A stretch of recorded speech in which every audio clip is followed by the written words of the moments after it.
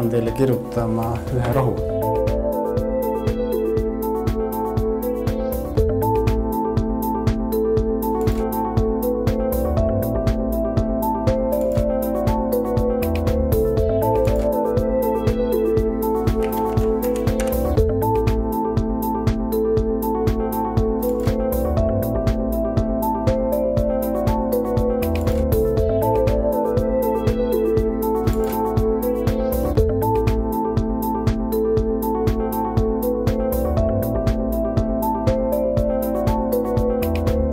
Saatsin ära ühe retsepti, peate ostma rohu välja ja võtma seda 1 tabletti 1 kord päevas. Aga millal ma võin apteeki minna välja ostma?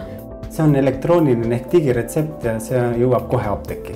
Aga millisesse apteeki ma võin minna? Võite minna ükskõik millisesse Eesti apteeki, kõik Eesti apteekid on ühendatud digiretsepti süsteemiga. Aga kas mul peab olema mingi paber ka apteegis kaasas? Ja oleks, kui oleks isikut tõendav dokument või teaksite enda isikukoodi.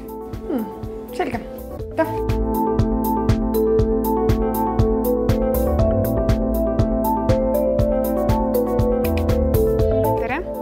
Arst kirjutas mulle välja täna digiretsepti ja ma sooviksin selle ravimi välja osta. Selge.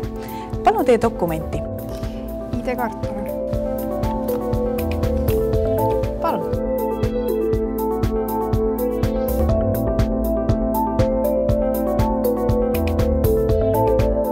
Arst on kirjutanud välja toimeainepõhise retsepti. See tähendab, et siin on nüüd mitu varianti.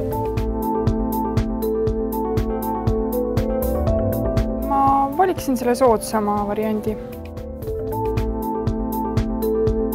Ravimit tuleb võtta 1 tablett 1 kord päevas peale sööki ja piisava koguse vedelikuga. Ja palun. Kas kõik? Jah. Selle digiretseptiga oli ravimi kättesaamine küll lihtne.